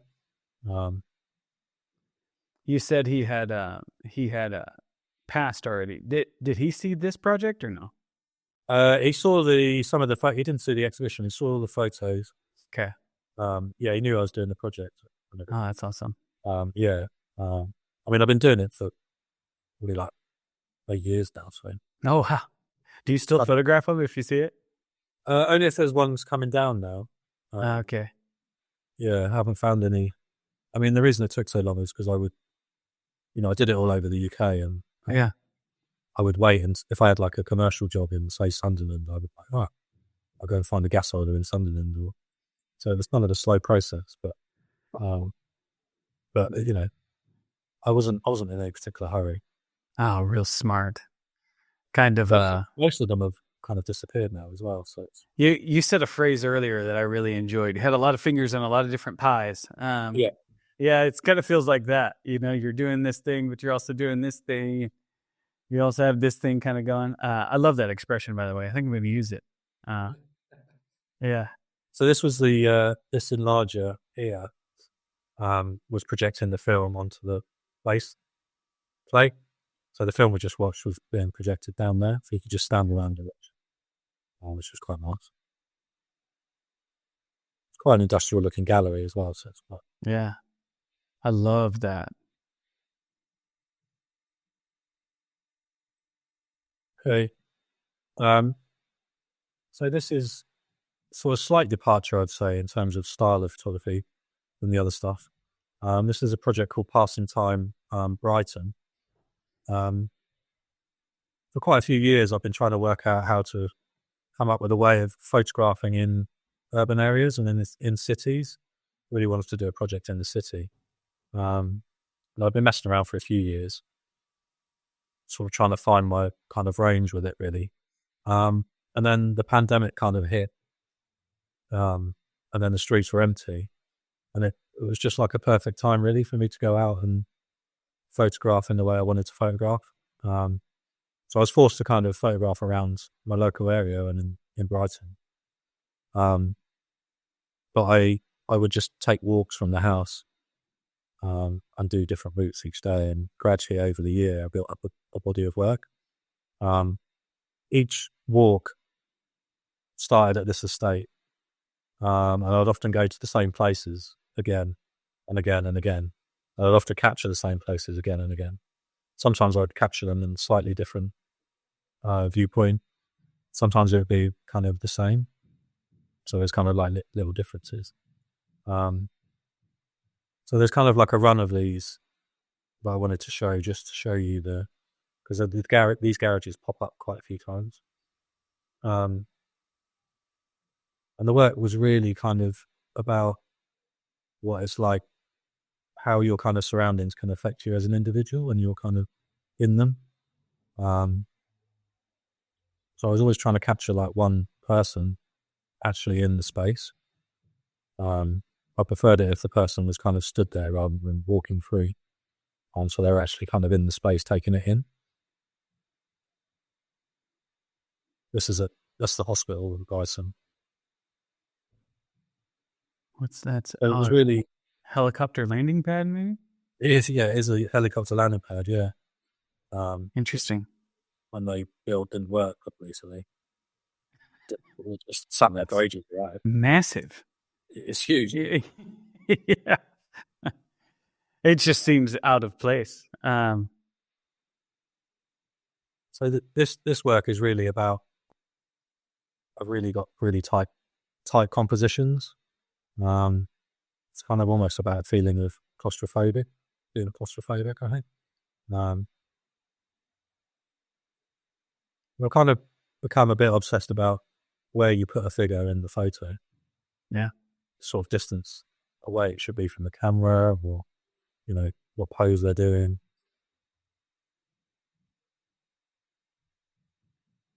Yeah. The way you filling each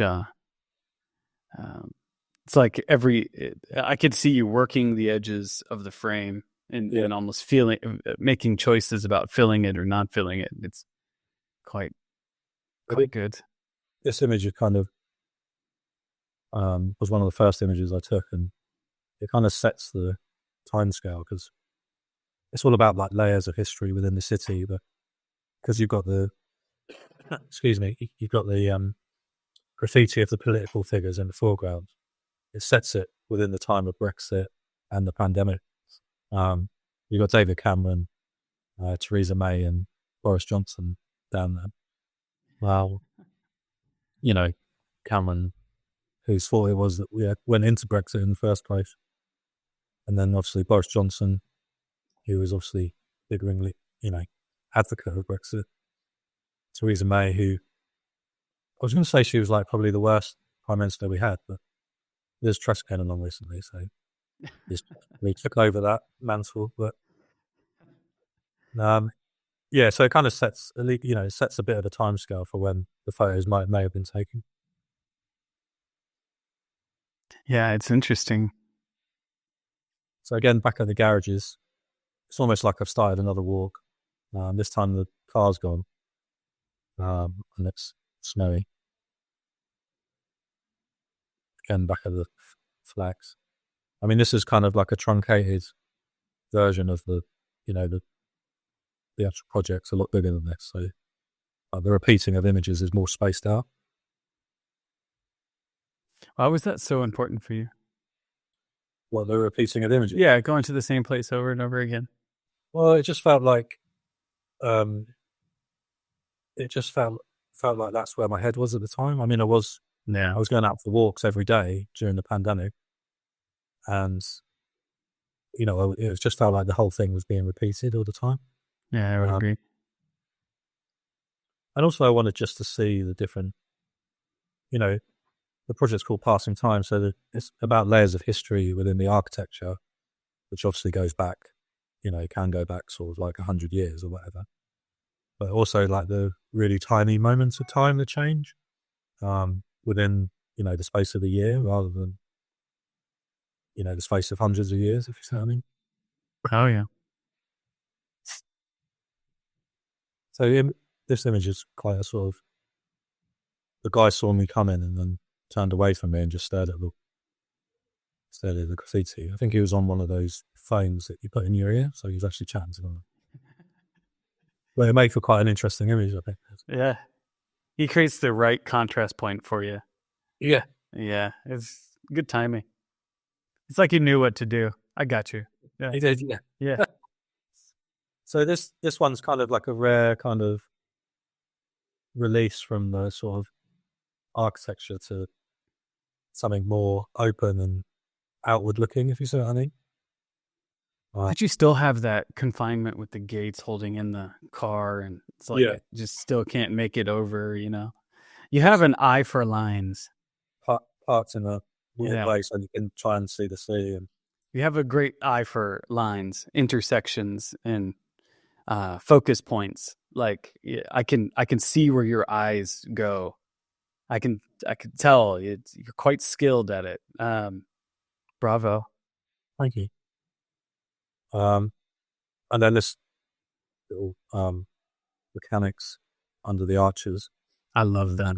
With ducks. It's quite nice. I didn't understand the mistakes. He was walking through it, but I still like it. Yeah. I think you do a nice job of, in a lot of the photos that I've seen, you don't have a lot of people in them. And so I'm kind of starting to see people, which is interesting. Yeah. Well, it's, in previous stuff, I didn't really have much. Yeah. I mean, I think with this project, I started off using a large format camera and soon realized that it was a lot easier just to shoot it on a digital camera. Yeah. So some of them are taken on a large format, but I switched to digital halfway through. Some of it because I had quite a bad shoulder at the time. Yeah. But I think it kind of freed up a bit of spontaneity in the images. So I could if I saw a person, I could capture the person quite quickly. Whereas if I'm taking 10 minutes to set in a large format up, it's not always as spontaneous. It's great. See, just all these converging lines. It's perfect. Look at all these. Yeah, it's just awesome. It's so visually pleasing. And you have the right, yeah. And then this was, again, sort of a bit more outwardly looking, but this was, I was talking about the West Pier earlier. Yeah. And it being a cliche to capture it. This used to be part of the West Pier. So this was my way of trying to capture it without actually capturing the abandoned West Pier. You rebel. But but really what makes it is the guy that stood there. Yeah. Who's kind of leaning and looking out, but then he's got a spade on one side of him. Yeah. So he's obviously like, maybe he's got a metal detector or something like that. Yeah, no, that's the interesting thing about it, is that you can look at, the aesthetic of this image, but the main thing I'm looking at is that person. Yeah. Just kind of hiding right behind leaning up, enjoying probably the sound of the water. It wouldn't be half as interesting without the guy at it. No. Yeah. It'd be interesting, but yeah. And I like how all of these are talking to each other. All the images are communicating to each other. Yeah. Which I quite enjoy. And then back at the garages again. This was like the last shot in the series. They've been painted? They've been painted and graffitied, I think. Yeah. They're like, no, you won't. Fresh coat, first date was on there. This was a new canvas for our street artist. Yeah. So it's kind of, I mean, this kind of adds a little narrative, the garages, I think. There is. To the series. Do you see it as like a triptych or something like that, or do you? Not really. No, I see it more as something you discover over time. Like in a book or in an exhibition? Yeah, in a well, there is a book, which was this. Yeah. Okay. Which was published by another press. So I kind of see it as like a thing you discover over time, like a series in a book. And the garages are separated; they're not kind of together. I mean, you could do like a mini series just on the garages, but I want people to view it and then discover them as you go, and it not to be too obvious, but for them to think, oh, I saw that earlier, and then want to go back. Is this book still available? No, it's sold out, unfortunately. Okay. I've got a few copies. I could send you a copy. Uh-oh. Don't say something like that. I might take you up on it. Yeah. No, I will do that, actually. Oh, that's amazing. So this was just like a spread from it. That's great. So did you do the layout yourself, or did you have somebody? No, it was designed by a guy called Ian, who runs a company called Another Place Press. He did. He's a publisher. He published Paul's book. Yeah, I recognize the name. Yeah. Yep. So he did all the design, really. He sent me the design, and I changed a couple of the images, but mostly it was his kind of thing. He's really good at sequencing images and stuff like that. Did he pick up what you were doing? He picked up what I was doing. I think I said that I wanted the garages to be at the start and the end and in the middle. And then everything else worked around it. And he figured it out? He figured it out, yeah. I was quite happy for him to have his stamp on it as well. Oh, that's awesome. I've met... Go ahead. You look at these things for ages and ages, and it's good to have someone else look at them and tear them apart sometimes. I've met some people that know exactly the sequence, and then I've met some, and it might be a vast majority of people just kind of are like, I like what you just said there. I've looked at, I have 1,000 of these I can put in here. So please help me narrow this down and make sense of this. Absolutely. Yeah. Yeah. I mean, and that's their job as well, isn't it? Yeah, it is. Yeah. You know, that's what they're good at. And then you've got to trust their kind of judgment, I think. Yeah. Um, It's great. so this is still, I was just going to show a few images from a work in progress project. This is still Passing Time, but this is now Passing Time London. So it's a similar kind of thing, but I'm doing it in London now. It's a separate project, but I'll probably try and think of a different title at some point. But I'm shooting in the same kind of way that I was shooting in Brighton, but on a much larger scale, I guess. So this is on Stratford. And I've been going to areas that have seen a lot of regeneration. So where a lot of, new high rises are popping up and old places have been pulled down. There's been a lot of change, basically. Similar with the garages, I've been going back to this little tyre repair place as a regular thing, just to see what's different about it each year. So I'm going to go back again in January, I think, capture that. So this might be the thing that I put through as like the garages in the Brighton projects. I have these as a stream of different things in the London one. I do like that. It's a thing that you like doing. What's drawing you to repeat it? If do you really enjoy seeing the? Yeah, it's just I think it's a slightly different way to look at the place as well. Yeah, for sure.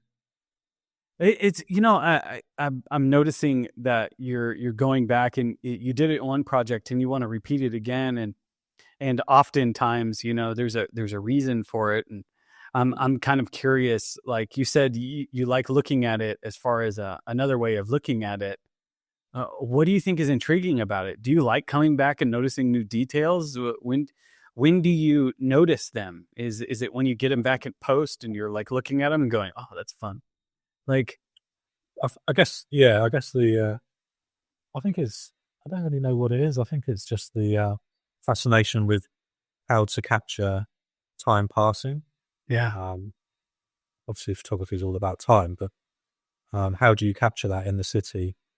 One way of doing it is to, like a view like this, is to look at the different ages of the architecture, so the layers of history, which gives you a certain amount of time. But then other ways of doing it is to, go back to the same place sort of every 6 months or every year and see if something's changed, or and try and incorporate that into the project. And it's awesome. Yeah, I think it's kind of. I mean, if you lived in that place, you would slowly see those changes happening to your neighborhood, wouldn't you? But you don't, though. This is the struggle of familiarity that I was talking about. Right. And I think this little exercise for you is fighting familiarity. It's allowing you to kind of notice the subtle changes that happen, because there's so much change that happens right underneath your nose and you have no idea. Yeah. You see the same stoplight and you see the same signs and stuff and all of that. Those are the things that get your attention. Maybe the metro or like the train or whatever that you take every day or whatever. But like these little details, like in the houses and stuff, the one you walk by all the time. I couldn't tell you, like, and I've been living in the same place for a year now, and I don't know if it changed. So I think it is fascinating. I kind of want to do this experiment in my neighborhood to see those little small little shifts, Yeah. And it might not change, but I think I think you're fighting familiarity, and it's a beautiful exercise. I think it's wonderful. It's really interesting to me, at least. I think this is an important image for the project, really, because it's got the old in the foreground and then the new kind of taking over in the background. Reminds me of the first one. Yeah, exactly. This is in 9 Elms in London, where it's just the change has just been amazing, really. You just have vast areas, big area now where it's just the new builds and none of the old, and it just feels really soulless. And then this is in Croydon, another area that I've been to quite a few times. I mean, sometimes I photograph the same building, but not from the same angle. So it's a bit more subtle in terms of what's different. But I've kind of got into the habit of, whereas for commercial work, you would get the whole building in the frame, crocking buildings gives you a different feeling. Yeah, it does. That building feels like it could go on forever. Yeah, it's almost imposing. Yeah. Yeah. It's sort of slightly alien-like. Yeah. Yeah. It's interesting. Excuse me. And then this is Croydon again. And again, this is kind of going back to kind of film influences. It kind of reminded me of like a set from a film or something. You can imagine someone living in one of those houses next to the freeway. And but this again is, like the layers of history and the why is everything have to be so close? The flyover to the house to the, it's quite a strange kind of juxtaposition, really. This image reminds me of another artist that I talked to, Barbara Mensch, and she was photographing New York. And she has a photograph of a highway and some older with newer builds, and you can kind of see it's just interesting to kind of see all the different things going on. It's a wonderful shot. I love the perspective. I love the height you got here, and the viewpoint is just great. There's a lot going on.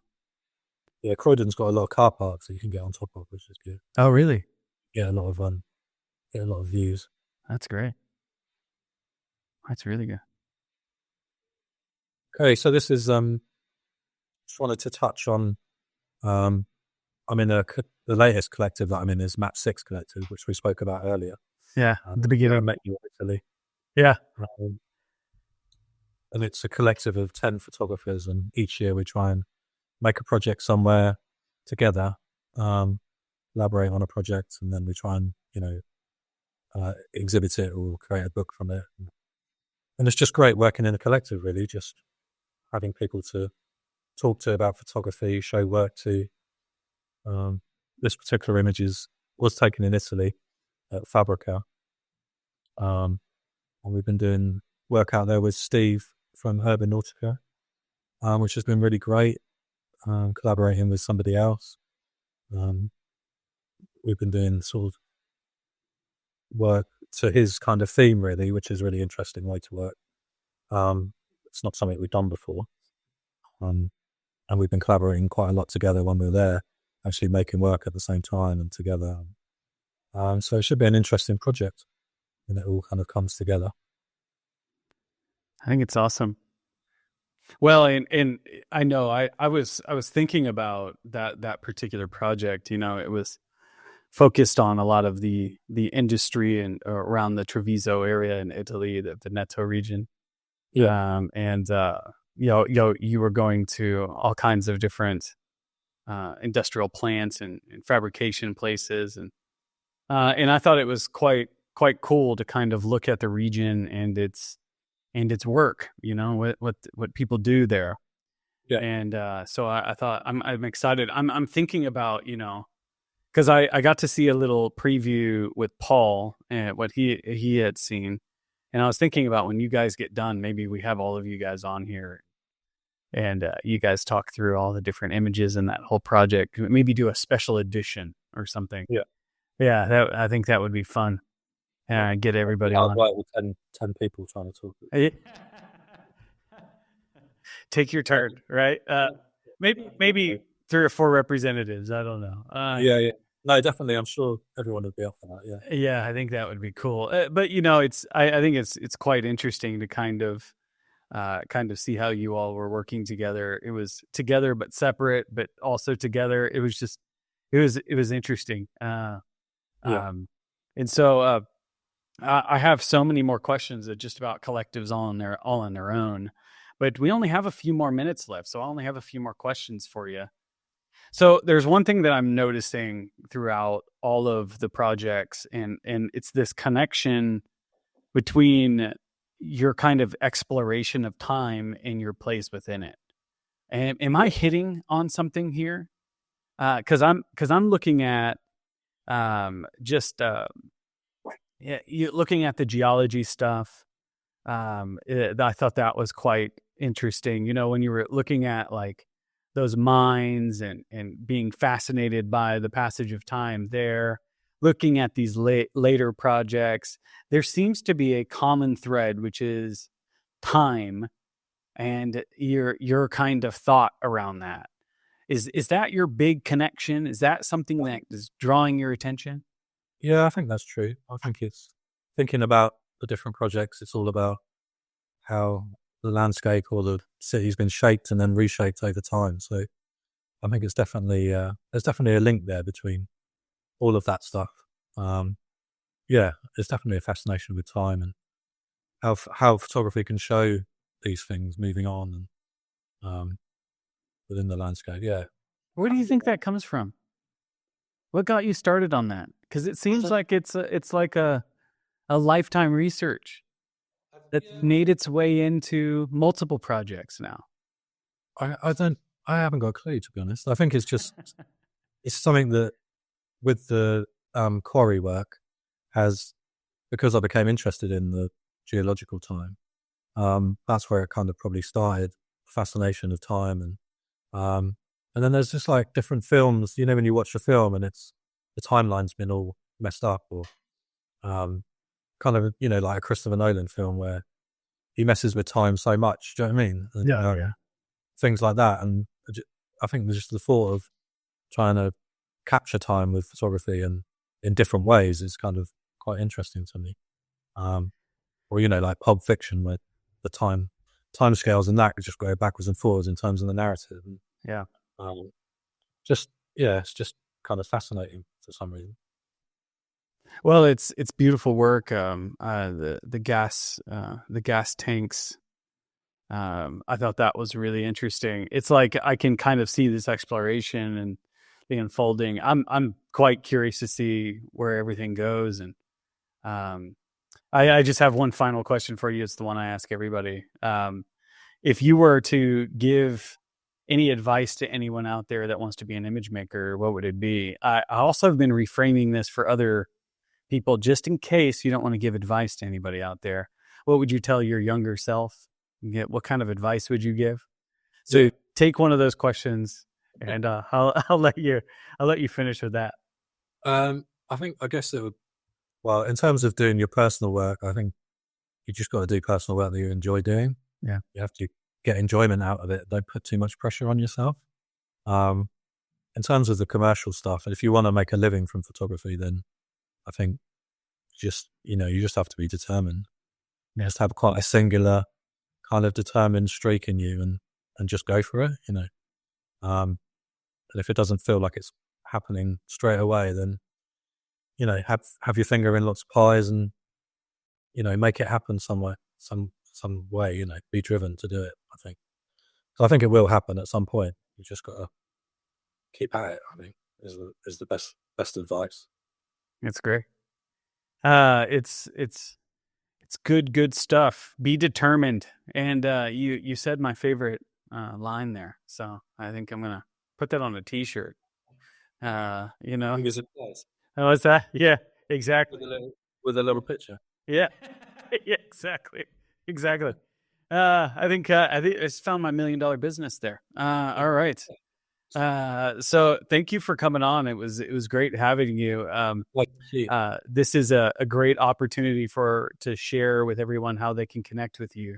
So do you have your website, if you have a gallery or? Yeah, just Richard Chivers, rchiversphoto.co.uk, or if you just Google Richard Chivers, architectural photography or whatever, you'll be able to find me. Perfect. I'm on Instagram as well, Chivers Photo Projects. And Reach Chivers Photos, commercial one. Great. And they can reach out to you in either place? Yeah, reach out to me, send me messages. Yeah. Yeah, that's fine. Very good to hear. Yeah. Well, thank you. Thank you for having me on. It's been really enjoyable. It was great. You really think about different work as well. Yeah. I haven't thought about it for a while. So. Yeah, that's the great thing about long form podcast is you get this opportunity like that you don't usually get to really unpack something. And so it was great today. Thank you so much for coming on. It was awesome. No worries. Thank you. All right. To all those that have made it this far, thank you so much for joining us on the Urbanaut Podcast. If you like content like this, please like, share, and comment down below. That all helps us with getting our stuff promoted in the algorithm. This is how we get out there in front of more people. So please like, share, and comment. And also think about becoming a subscriber on our channels and following us. That all helps us too. The other thing you can do is if you feel like, wow, this is a great show and I want to help this program continue, you can also be a paid subscriber on our Patreon page, as well as becoming a paid subscriber on our Spotify. So if you feel like supporting the show in a little deeper way, you can do that there. And as always, we'll see you next time.